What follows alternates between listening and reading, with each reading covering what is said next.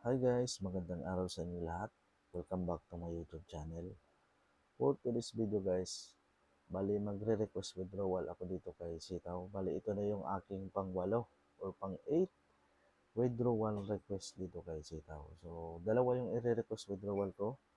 So una yung available balance sa aking wallet balance at yung pangalawa is magwi-withdraw din ako doon sa aking mga kinita sa aking affiliate earnings.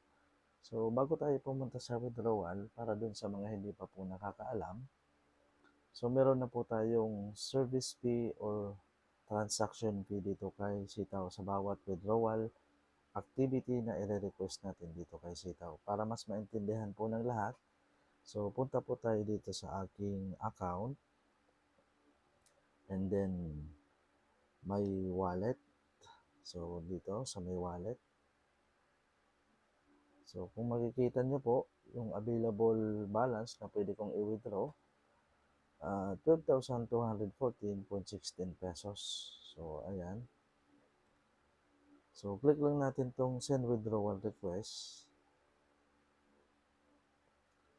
So, kung mababasa nyo dito sa baba guys, is service fee is 1%, a minimum of 25 pesos per transaction with a maximum of 300 pesos. So, ang ibig sabihin lamang po niyan guys, ang pinaka-minimum na transaction dito kay Sitaw is 25 pesos. So, para mas maintindihan nyo po, so like for example, mag-withdraw ka ng 500 pesos, ang magiging transaction fee mo po is 25 pesos. Ang pinaka-maximum na pwede lamang pong i-cover nitong 25 pesos is hanggang lamang po siyang 2,500 pesos. Hanggang lamang po dyan yung maximum na pwedeng i-cover ng minimum service fee na 25 pesos. Yung pag sumobra ka po dyan, like for example, gusto mo nang mag-withdraw ng 2,501. So kung mapapansin nyo po sa service fee, naging 25 pesos point 01 siya. Bali yung excess na sa 2,501, yung piso, yung 1% nun, yung magiging additional na babayaran mo sa service fee. Ayun po yung ibig sabihin yan. Pag umexcess ka sa 2,500 pesos, magkakaroon ka po ng additional 1% na service fee. Ganun lang po yung ibig sabihin yan. Ang pinaka-maximum na pwedeng i-charge lamang sa atin ni Sitaw sa transaction fee is hanggang lamang pong 300 pesos. Yung 300 pesos na yun guys, kung pinaka-maximum na pwede nating i-withdraw, 30,000 pesos.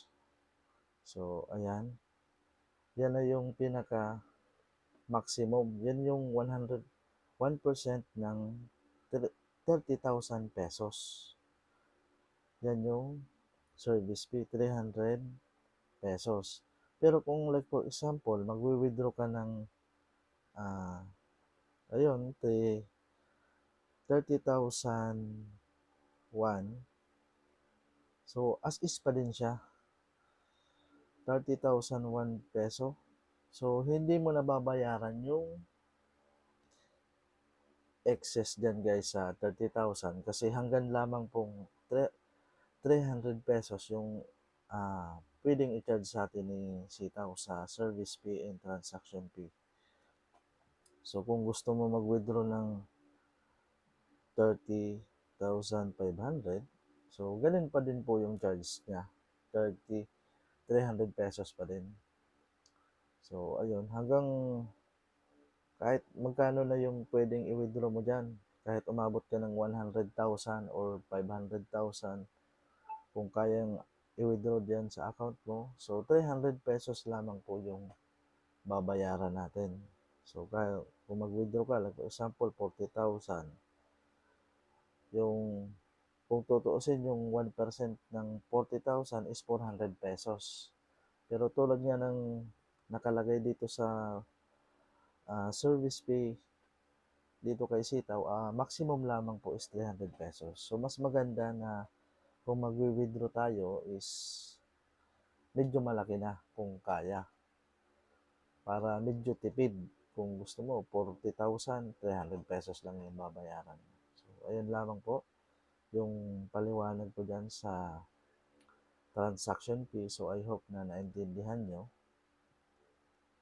So, dito sa account ko, kung makikita nyo, 12,214.16 pesos. So, bali, ang i-withdraw ko lang dyan, guys, is 10,000 pesos lamang po. So, gusto ko lang mag-withdraw para mabawi ko lamang po yung aking ipinuhunan dito kay Sitaw. So, para po nga pala sa mga hindi pa po nakakaalam, dito sa gagawin ko pong withdrawal ngayong araw, itong pangwalo kong withdrawal, kasama na yung withdrawal kong gagawin sa aking affiliate earnings. So, masasabi ko talaga na ROI na ako dito kay Sitaw. So, tulad nga ng sinabi ko sa mga nauna kong video, yung naging puhunan ko dito kay Sitaw is 56,611.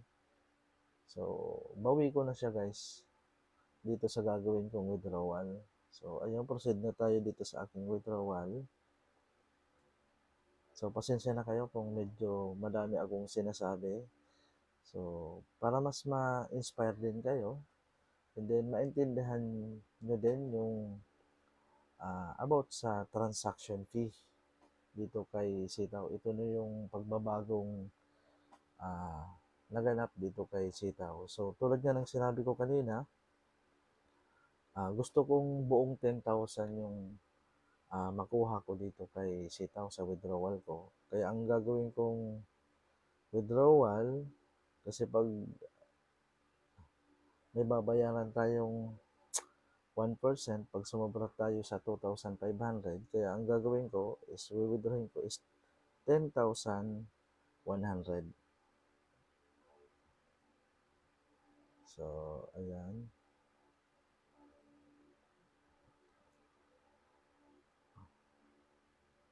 So, tama ba? 10,000. Kung 1,000, 10, yan.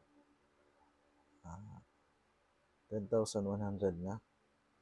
So, ayan. So, para makover nyo yung service fee. So, 101. So, ayun, charge natin yun. So, nagdagdag pa siya. So,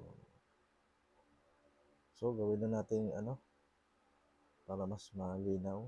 So, 10,000. So, medyo nag-delay yung, so, yan. 10,200 guys. Yung i-withdraw ko dito sa aking account kay Sitaw. So, ayan lang dyan sa message. Kayo nang bahala kung anong gusto nyong ilagay dyan. So, dito. Ito lang yung nilalagay ko dyan.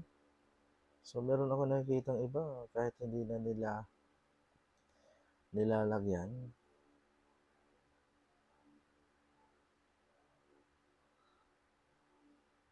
So, ano ba yan? Inilagay ko yan. Requesting withdrawal lang. So, yan. Okay na yan. So, 10,200. Yung service fee niya is 102 pesos. So, bago nga pala kayo, reminder lang, bago kayo mag-request withdrawal, o lagi niyong i-check yung nasa payment setting nyo kung tama ba. Kasi merong ibang nagre-request withdrawal, hindi na-approve kasi minsan yung nila, yung nakalagay sa payment setting is mali. So, yun. Palaging i-check nyo yun bago kayo mag-request withdrawal. So, ako naman, hindi ko na siya i-check kasi hindi naman ako nagbabago-bago ng payment setting. So, always BPI yung ginagamit ko kasi mas madali siyang ma-receive doon. So, ayan. Fill up na natin yung amount na gusto natin i-withdraw, yung service fee, and then message. So, click confirm lang natin siya. So, ayan. Yun. So, balik lang ulit tayo dito sa aking wallet. So, ayun, kung makikita nyo guys, wala na yung withdraw natin. So, currently, nandito na siya. So, ayun. Ito na yung mga na-withdraw ko dito kay Sitaw. Makikita nyo. Successful lahat yan. Ito na yung ginawa nating withdrawal ngayon. Ito yung 10,000. So, ito. So, ayan. So, click lang natin yung status niya. So, pending pa siya. So, ayan, kung nakikita niyo, pending pa siya. So, nag-antay, waiting na lang sa approval. Galing kay Sitaw. So, ayan, aantayin natin. At yung isa pang gagawin kong withdrawal, so kung ito yung mga kinita ko din sa aking affiliate earnings. So, para mas ma-inspire kayo, so i-reveal ko din dito sa video na ito kung magkano na yung kinita ko o yung mga naging withdrawal ko dito kay Sitaw para mas ma-inspire din kayo sa pag dito kay Sitaw. So, yung journey nyo. So, ayan yung mga pwede kong kitain sa aking mga affiliate earning guys. So, ayan kung makikita nyo. So, ilang pages yan. So, kung makikita nyo dito sa taas, meron akong available balance na mga kinita ko sa aking affiliate earning. Yung 11,607.18 pesos. So, ayan yung gusto kong i-withdraw. So, dito kung kahit mag-withdrawal request din kayo dito, ganun pa din yung babayaran nating service fee guys. So, every transaction kasi yung babayaran nating service fee. So, ayan, i-withdraw ko yan para may paggagamitan po kasi akong pera. So, kailangan ko talaga ng pera. So, ayan, i-click na natin yan. 11,000. Gawin lang natin 11,600 pesos para may tira pa din kahit papaano. So, ayan, yung magiging service fee natin is 116 pesos. So, okay lang yan. At least, libre lang naman po itong kinita ko dito sa affiliate earnings. So, kung kayo, may skills kayo sa pag-i-invite na mag-join dito kay Sitaw, so, gawin nyo yun. Para magkaroon din kayo ng libreng another ways to earn dito kay Sitaw. So, malaking bagay ito, lalong-lalo na doon sa mga taong gusto mag-join dito kay Sitaw. Simula kayo sa maliit na halaga lang. So, umpisahan nyo mag-invite kasi pag nagkaroon kayo ng mga affiliate earnings, pwede nyo siyang gamitin ang additional na pangpuhunan. So, ayun yung pwedeng makatulong sa inyo. So, ayun, click na natin siya. Huwag na natin siyang patagalin. So, good luck. Bye-bye. Sa aking affiliate earning. So, refresh lang natin siya. Back ulit tayo dito. So, makikita nyo, yung available balance na lang is 7 pesos point 16. So, ayan. So, dito natin siya makikita. So, ayan. Ito na yung kinita kong lahat, guys. So, pakita ko na sa inyo. Yan yung mga kinita ko. Libre lang sa pag-affiliates ko. So, pag-i-invite ko ng mga tao na mag-join kay Sitaw. So, ipinakita ko ito ngayon lang dito sa video na ito para mas ma-inspire kayo na maging seller dito kay Sitaw. So, kung may magaling kayo mag-invite ng mga tao, gawin nyo yun para makatulong din sa inyo ito. So, check natin yung status niya. So, ganun pa din. Tulad ng iba, yung kanina pala na ginawa kong withdrawal, pending pa siya. So, ibig sabihin yan, waiting for approval pa siya. So, ayan. So, sa wakas, nakapag-ROI din ako dito kay Sitaw. So, nakalabas na ako dun sa status na medyo kinakabahan ako palagi kung dito kay Sitaw. So ngayon, ah, maraming salamat sa Sitaw. Nakapag-ROI ako. So masasabi ko na lahat ng perang na andito sa aking account. So ito, masasabi ko talaga na kita ko na lang itong pinapaikot ko dito kay Sitaw. So ayun, ginawa ko itong video na ito para ma-inspire kayo. Huwag kayong panghinaan ng loob kung ano man yung nararanasan nyo ngayon kay Sitaw. So tuloy nyo lang. I'm sure na makakarating din kayo dun sa kung nasaan kami ngayon, kaming mga naunang seller dito kay Sitaw. Huwag kayong panghinaan ng loob. So, ayun lang. Bali, update ko na lang kayo guys. So, dudugtong ko na lang siya dito sa video na ito kung anong oras siya dadating sa aking BPI account. So, ayun lang. So, maraming salamat sa panonood. God bless. Dugtungan ko na lang dito sa video na ito. Maraming salamat.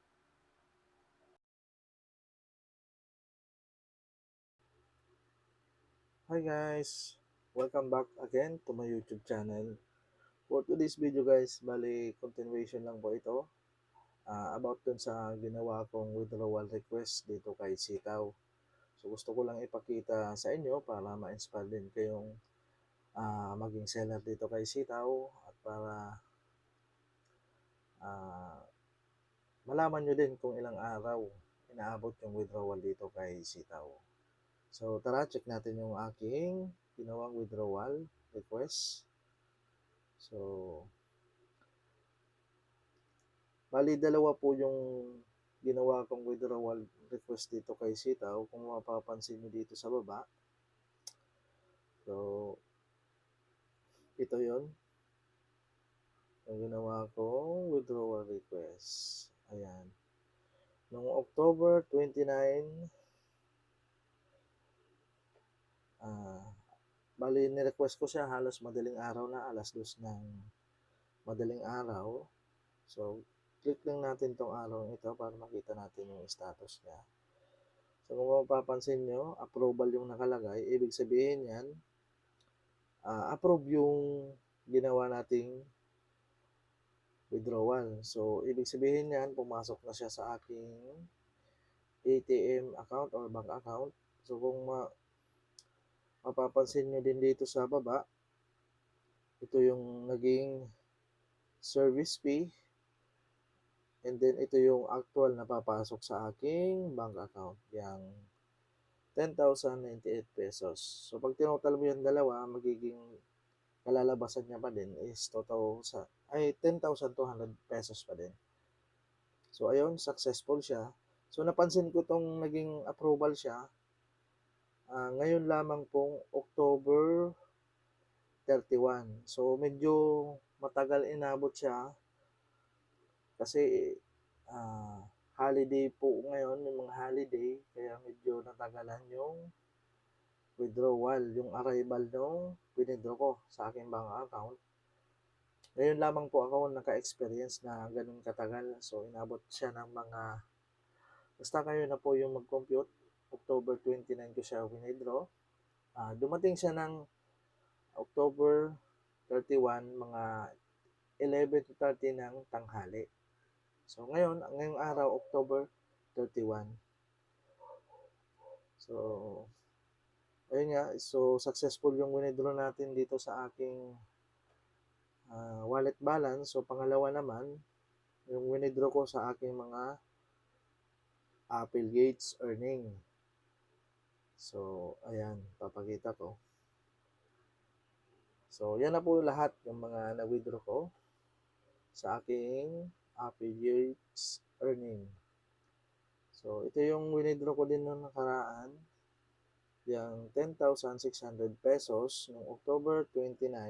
So, halos magkasabay lang silang winidraw ko. So, sabay yun. So, click lang natin ulit yung arrow. So, ayun ulit. Successful na siya. Then, service fee. Ayan, 116 pesos. And then, yung actual income, 11,484 pesos. So, ayun pa din, ganun pa din. total nyo lang yan. So, magiging kalalabasan niya pa din is 11,600 pesos. At kung may mapapansin nyo, simula nung nag-withdraw ako, meron na naman ulit akong available affiliate balance. So, anytime pwede ko po ulit na i-withdraw yan. So, para sa akin, sa ngayon, hindi ko muna siya i-withdraw. Hayaan ko muna siyang lumaki na abutin ulit ng mga 10,000, tsaka natin ulit i-withdraw yan. So, kung kayo, may skills kayo sa pag-invite ng mga tao na mag-join dito kay Sitaw, so mag-invite kayo kasi malaking bagay yun na yung 3% commission. Malaking bagay yung maitutulong sa inyo, lalo na kung medyo maliit yung puhunan nyo dito kay Sitaw. Pag kumita kayo sa affiliates earning, so pwede nyo siyang gawing pampuhunan. So, ayun yung maibibigay kong tips sa inyo. So, ayan, successful na siya. So, punta tayo sa aking BPI bank account. So, check natin kung pumasok talaga siya. So, ayan, BPI. So, bali itong gamit kong BPI app, ito na po yung updated ngayon. So, kung luma po yung gamit yung application, so, i-update nyo na lang din. So, click natin yan, login now. So, ayan, magla-login na siya. So, kung mapapansin nyo, meron na lang po akong available balance na 4,577.35 pesos. So, click natin yung savings account. So, click natin yan para po mapunta tayo doon sa transaction history. So, tulad nga ng sinabi ko kanina, so, ito na yon yung winidraw ko kay Sitaw. So, ayan, kung mapapansin nyo, merong 10,098 pesos at merong 11,484 pesos.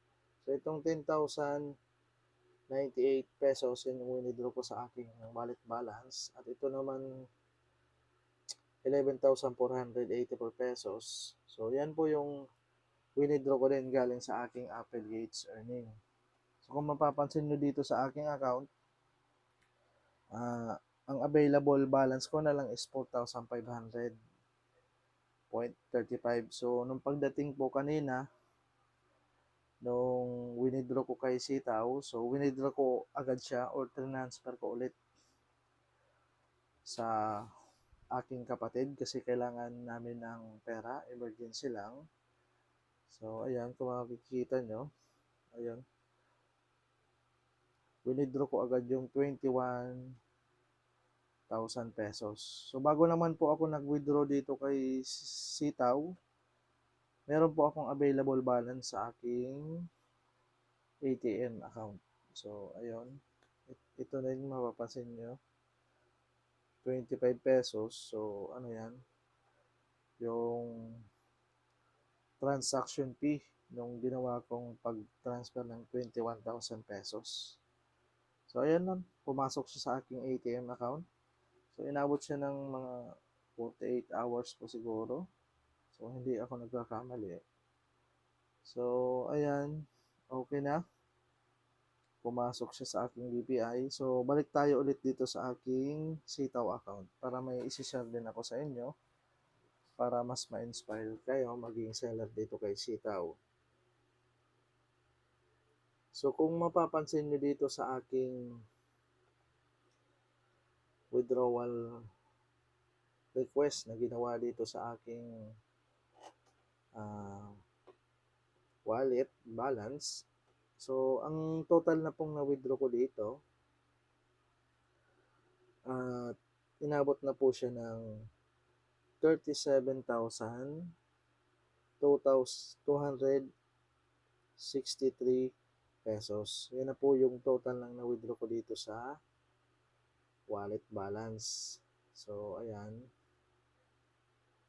So, para dun po sa mga hindi pa po nakakaalam, yung kung bago ka pa lang dito sa aking YouTube channel, yung naging puhunan ko po dito kay Sitaw, inabot po siya ng 56,000 611 pesos.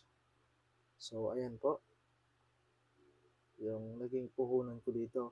So, kung mapapansin nyo dito sa aking account, hindi na po ako dito nagwa-wallet recharge or hindi na po ako dito nagka-cash in para pampuhunan. So, ang huling cash in ko pa dito kay Sitaw is noong July pa. So, mapapansin nyo. So, ibig sabihin lang yan, napapaikot ko na ng maayos yung aking pera dito kay Sitaw at kumikita na ng tuloy-tuloy. Ayan. So, punta tayo dito sa aking wallet request history. So, then, dito sa aking affiliate withdrawal request, dito sa mga kinita ko sa aking affiliates, so, ang total na din na na-withdraw ko dito ay inabot na din siya ng 31,320.71 pesos. So, ayan. So, kung pag tinotal mo yung dalawa, yung mga na-withdraw ko doon sa wallet balance at dito sa aking affiliates, so, nasa 60,000 na siya. So, para mas malinaw, punta tayo dito sa aking calculator. So, tulad nga na sinabi ko kanina, inabot na siya ng 37,263 pesos yung na-withdraw ko sa aking wallet balance. Tapos yung mga na-withdraw ko din sa aking mga affiliate earnings ay inabot na din siya ng 31,320.71 pesos.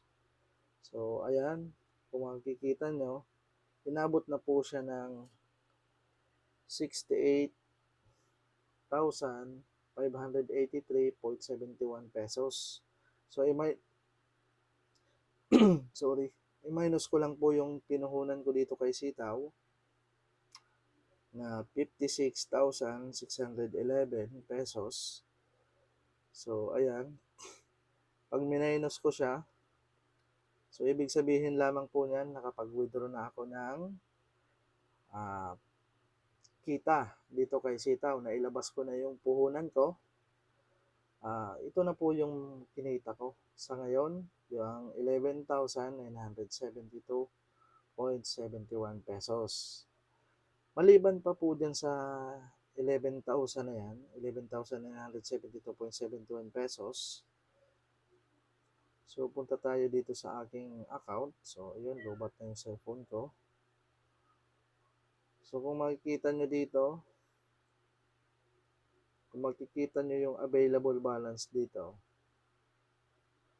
nailabas ko na yung puhunan ko at kung ano man yung amount na naandyan is pure nakita ko na lang po yan.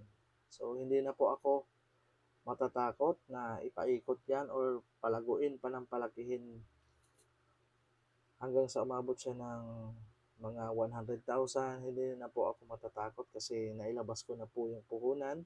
So, nagsimula po ako dito noong April 7. So, ngayon, October 31. So, mga abutin na po ako ng mga 7 months dito kay Sitaw. So, ayan, pinakita ko ito para ma-inspire din kayo maging Sitaw seller.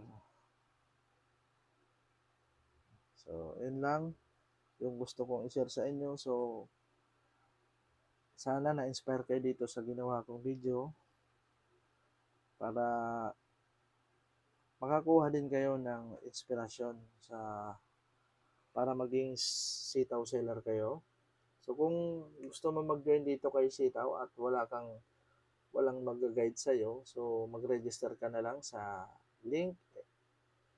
referral link ko na nasa description and comment section. So, and then i-message mo ako para ma-guide kita at ma-join kita sa aming group chat, sa aming team, para kung may mga tanong ka, masasagutan namin yung mga tanong mo at para ma-guide kita din ng tama para kumita ka din dito kay Sitaw. So, ayun lamang po. So kung nagustuhan mo itong video na ito, please consider like, subscribe, and hit the notification bell para updated ka sa mga bagong videos kong i-upload. Maraming salamat. God bless.